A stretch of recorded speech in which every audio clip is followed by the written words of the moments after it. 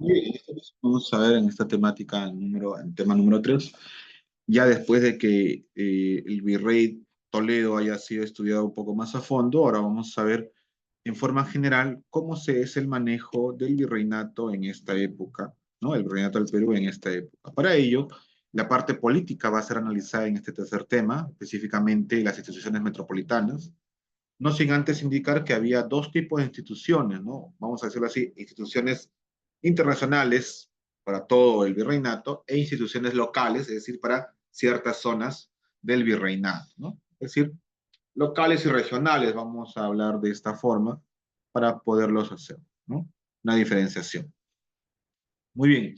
El virreinato, ya después de la conquista, se consolida justamente con la aplicación de lo que son la parte administrativa y específicamente estas acciones administrativas fueron justamente impulsadas por el virrey Francisco de Toledo.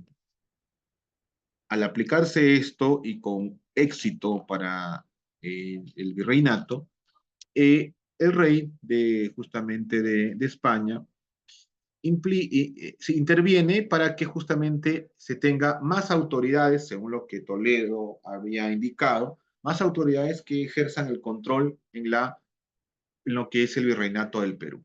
Y para ello, justamente, tener un control eficaz sobre estos nuevos reinos anexados, crea dos tipos de autoridades. Autoridades metropolitanas o centrales, que están netamente en España, y autoridades locales o virreinales, que son la máxima autoridad en el virreinato, en este caso en las colonias. Tenemos el virreinato de México y el virreinato del Perú específicamente, también el virreinato de Nueva Granada, ¿no? De Nueva Granada, lo que es actualmente Colombia, ¿no? Principalmente. Entonces, esos virreinatos son comandados por las autoridades locales y estas a su vez son comandadas por las autoridades metropolitanas o propiamente de España, las autoridades principales. El día de hoy vamos a hablar de estas primeras autoridades, las principales, las que están en España, las cuales dan las órdenes a las que están en el virreinato propiamente dicho. Estas autoridades metropolitanas son justamente como le digo, están establecidas en España, y la primera autoridad metropolitana es justamente el rey, es el monarca, es la autoridad máxima de lo que es el reino, en este caso de España. El virreinato del Perú tendría una vigencia de casi 300 años, chicos, y durante estos 300 años los reyes han gobernado, ¿no? España y por ende también el virreinato del Perú hasta justamente antes de la independencia propiamente de los pueblos, ¿no? Americanos, específicamente también el Perú. Los monarcas que han pasado durante estos 300 años que duró el virreinato han sido varios y tenemos dos castas o dos casas principales. La casa de Austria o de Habsburgo y la casa justamente Borbón, que tiene orígenes franceses. ¿Cómo es esto, profesor? O sea que Francia gobernó España, sí, porque justamente antiguamente, bueno, vamos a decir, para la época, un rey se casaba con un príncipe se casaba con una princesa y llegaba a ser nombrado rey, y por ende su esposa, que tenía también a ser noble, tenía posesiones, el príncipe al ser también tenía posesiones, y al momento de casarse ambos adquieren la posesión del otro, es decir, el rey adquiere la posesión de la reina y la reina también adquiere las tierras del rey. En este caso se casaron un rey francés con un príncipe francés con una princesa española, y por eso el que luego es nombrado rey de Francia, reclama derechos sobre España porque su esposa tiene tierras españolas, así que tiene todo el derecho de reclamar ello. Y así es como llegan los franceses a gobernar España, ¿no? Mediante los matrimonios, ¿no? De conveniencia específicamente. Y así España es gobernada por reyes, pero de origen francés. ¿Ok? Por esa razón acá se hace dos cortes. La casa de Austria-Habsburgo, netamente española, ¿sí? De origen quizás austriaco, ¿no? Y la casa Borbón o la dinastía Borbón de Francia, la que gobierna España, pero de origen netamente francés, ¿no? Ambos son los reyes durante el virreinato del Perú. Comenzando por Carlos I, Felipe II, tercero, cuarto, hasta Carlos II. Porque ese es un corte acá. Los herederos de la corona hasta antes de Carlos II eran eso, ¿no? Heredero de corona, es decir, Carlos I es el padre de Felipe II, Felipe II es el padre de Felipe III, Felipe III es el padre de Felipe IV y Felipe IV es el padre de Carlos II, ¿sí? ¿Ok?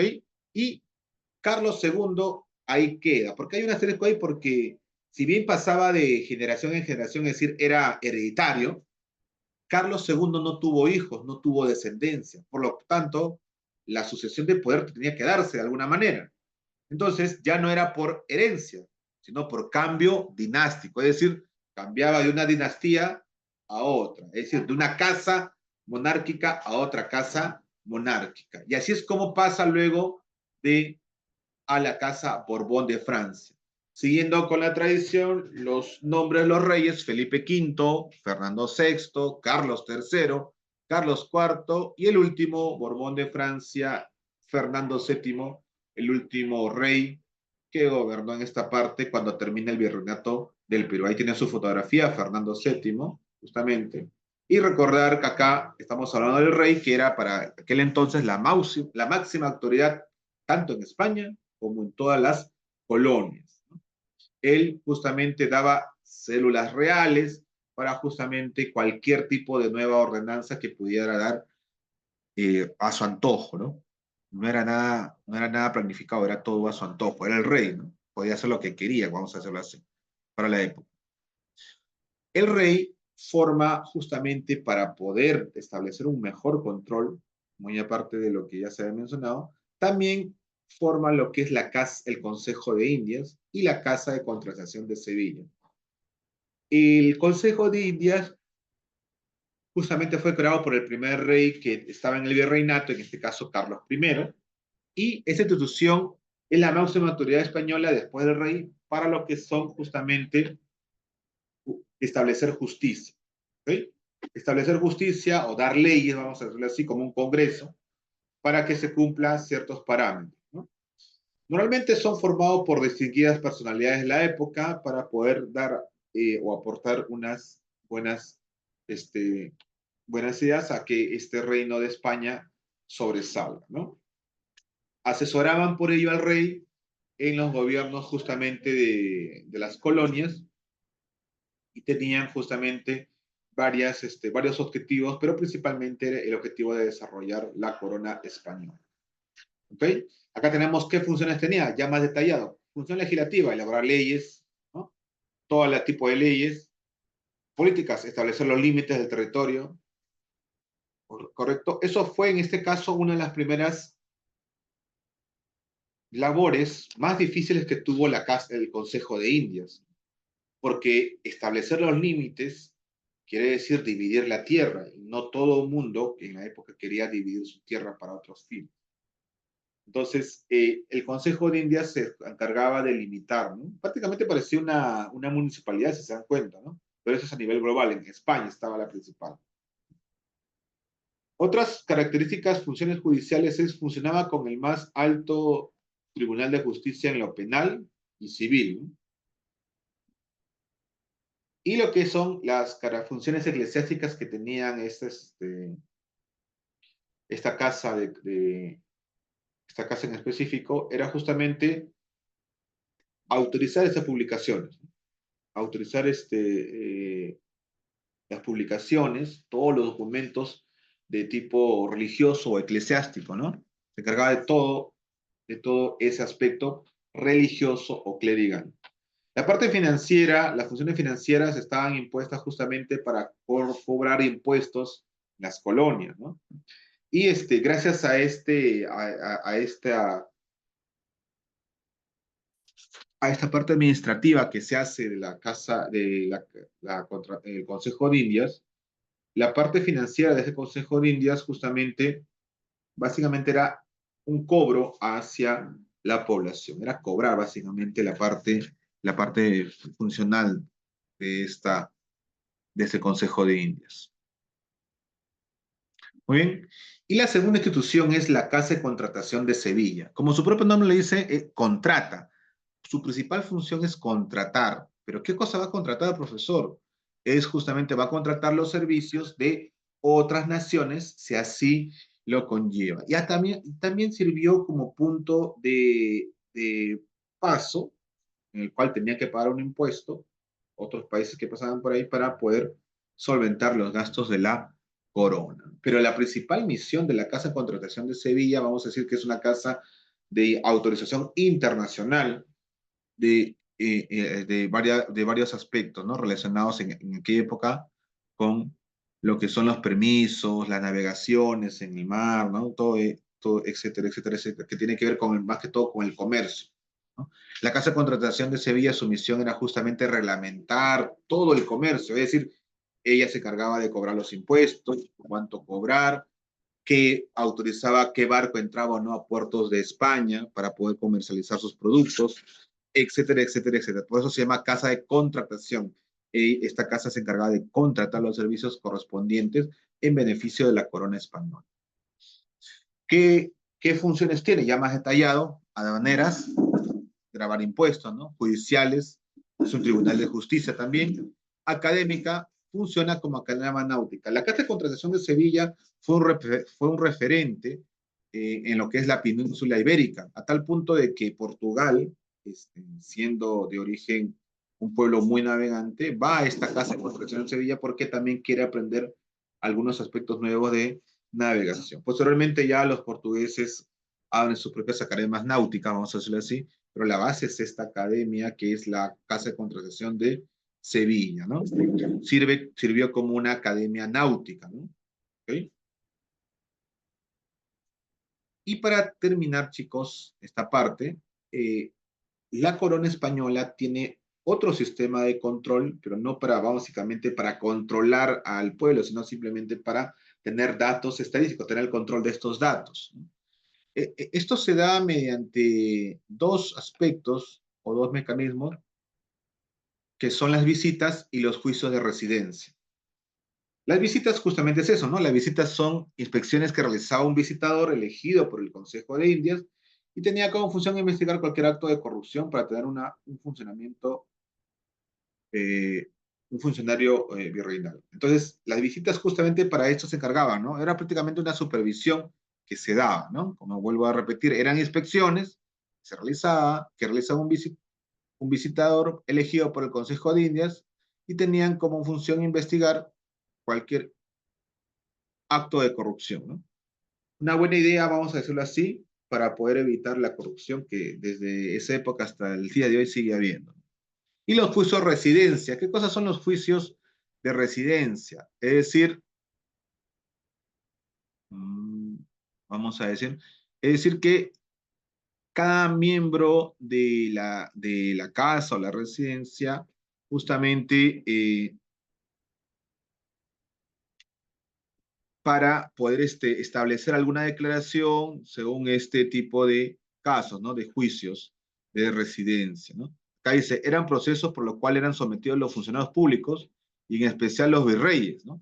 Para presentarse denuncias contra un funcionario y tenía derecho a defenderse o hacer antes de ser juzgado, ¿sí? Antes de ser juzgado. Muy bien, entonces eso justamente viene a ser las instituciones. Hemos hecho solamente la primera parte, que son el Consejo de Indias y la Casa de Contratación de Sevilla. La segunda parte falta lo que son las autoridades locales o virreinales. Eso lo vamos a hacer en el siguiente capítulo. Dicho esto, podemos hacer los ejercicios, chicos. A ver, antes de eso, voy a tomar asistencia. Entonces, chicos, en resumen, eh, la primera parte de lo que son las instituciones justamente metropolitanas, es decir, las que están en España. Y luego, en la siguiente clase, vamos a ver las autoridades locales o virreinales, y vamos a hablar de otras instituciones netamente del territorio peruano, en este caso, o el virreinato del Perú.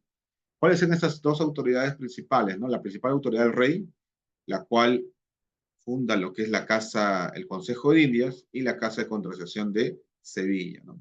Son esas dos instituciones principales. Muy bien. Pregunta, comencemos entonces a lo que es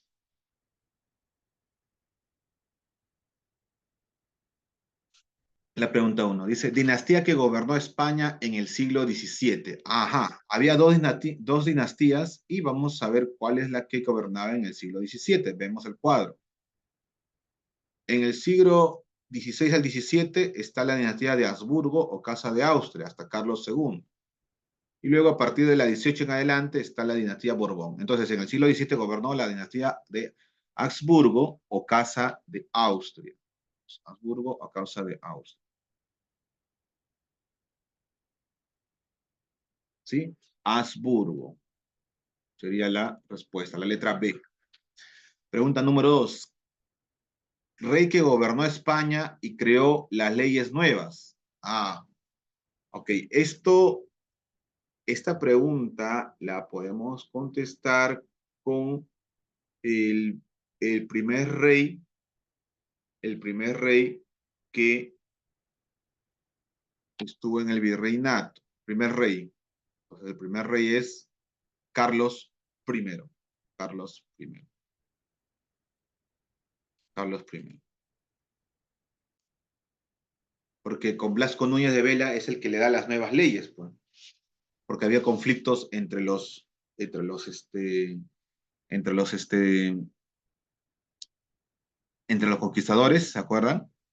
Entonces, para evitar esos conflictos, Carlos I manda a Blasco Núñez de Vela, el primer virrey, a justamente que se cumplan las nuevas leyes, o las leyes nuevas, como quiere llamarse. Los dos sería la letra A. 3.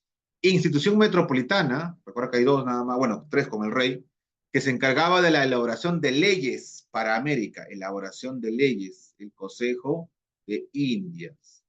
El Consejo de Indias. Profe, y la Casa de Contratación es más que todo aspectos comerciales, pero las leyes lo dictaba el Consejo de Indias, ¿sí? Tres la letra B. Tres la letra B. 4. A ver, Carlita. Dice, autoridad metropolitana que designaba a los virreyes. ¿Quién designaba al segundo al mando, como se dice? ¿Quién lo designaba? Obviamente el primero al mando. ¿Quién era el primero al mando, Carlita? La máxima autoridad es el que daba a los virreyes. Virrey significa el segundo después de la autoridad ¿El, máxima. ¿Ah? el rey? El rey, muy bien, el rey. El rey es el que designaba a los virreyes. Él nombraba quién iba a ser su representante en las colonias. Ese representante es el segundo al mando del rey, que se llama virrey, el representante del rey, ¿no? Virrey. 5, muy bien, Carlita, el rey, la letra D. 5, tenía la función de supervisar a las autoridades La C, coloniales. ¿Mm? la C, Consejo de Indias barra las visitas. Ajá, las visitas, mediante las visitas. Perfecto, es la combinación de ambas autoridades. La letra C, muy bien, Yailton. La C dice cédulas. Nombre de las leyes que emanaban de los reyes. Bueno, ellos a través de documentos reales, y esos documentos se llamaban cédulas. ¿Ah? 7. Institución metropolitana encargada de proponer ante el rey a determinadas personas para que ocupen cargos burocráticos en la administración colonial. Si mal no estoy, el Consejo de Indias ocupaba varias funciones, entonces la A. Consejo de Indias, ¿no? La casa de contratación, como su propio nombre dice, es más que todo de tipo comercial. Y el Consejo de Indias era netamente más que todo tipo administrativo, ¿no? Administrativo. Así que, Consejo de Indias.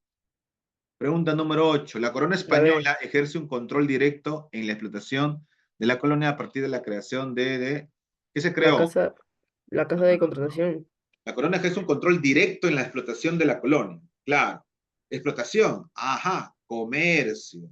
Entonces es la casa de contratación. Claro, Eso se carga la casa de contratación. la Sí, P, pues. sí, está bien. Dos santos. Está bien, dos santos. Muy bien. 9. Dice acá, eran mecanismos de control de las autoridades coloniales. Había dos Los mecanismos de control. juicios. Los juicios Visitas de residencia. y los juicios de residencia. Residencia. ¿No? Si no había juicio de residencia, visitas. Visitas. Y por último, la dinastía de los provenientes de gobernó a partir del siglo Borbones. XVIII. Borbones, Los Francia. Borbones y de Francia, la letra D. A partir del siglo XVIII, los Borbones. Prácticamente era una Francia más, España. Prácticamente era una Francia más, gobernada justamente por los reyes de origen Borbón. ¿Sí? Muy bien, chicos. Entonces tenemos acá en la tarea.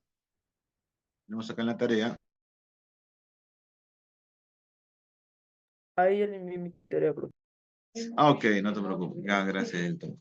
Tenemos esas cuatro preguntas y en la actividad de evaluación, justamente un detalle más de la Casa de Contratación de Sevilla, que también sirvió como casa educativa marítima, ¿no? Muchos marinos fueron a esta Casa de Contratación como referentes, ¿no? Básicamente, actualmente la Casa de Contratación de Sevilla es parte de la Marina de Guerra de España, es una institución, ¿no? Ahí se entrenan inclusive a marineros en la actualidad, ¿no? En la actualidad. En aquel momento, el rey justamente crea esta casa de contratación y fue algo, un acontecimiento muy interesante, muy increíble para justamente la época, y con lo cual inclusive Portugal, varios portugueses estuvieron ahí aprendiendo el arte de la navegación, perfeccionándolo más que todo. Para posteriormente luego ya se trasladan a Lisboa y a los puertos principales, ¿no? de Portugal para crear su propia versión de la Casa de Contratación de Sevilla, ¿no? Pero principalmente su propia versión de una escuela navegante. Ya se perfeccionan más y bueno, Portugal ya genera, vamos a decir, ya tiene lo que es una escuela de navegación. Además, los portugueses son navegantes por excelencia, comparado con los españoles, porque es su naturaleza, vamos a decirlo así. Muy bien, chicos, entonces gracias por su atención. Un último repaso, dice acá, claro, dice la uno la B, Habsburgo, la 2 la A, Carlos I, 3B, Consejo de Indias, 4D, Rey, 5C, Consejo de Indias, las visitas, 7C, cédulas, perdón, 6C, cédulas, 6C, cédulas, 7A, Consejo de Indias, 8B, Casa de Contratación, bueno, de Sevilla, falta ahí, 9B, los juicios de residencia, y 10B, perdón, Borbones, Francia. ¿Ok? Muy bien, chicos, no se olviden su tarea y su evaluación, está sencillo para que respondan, pongan verdadero o falso, etcétera, etcétera. Consultas finales, a ver, déjame ver qué pasa, quién me está hablando.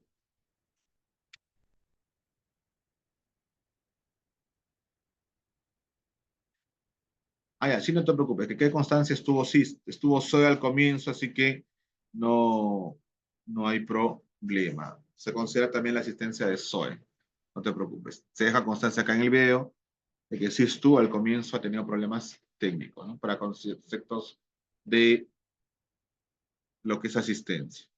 Ok, chicos, gracias por su atención, nos estamos viendo. Hasta luego, chicos. Bye, bye.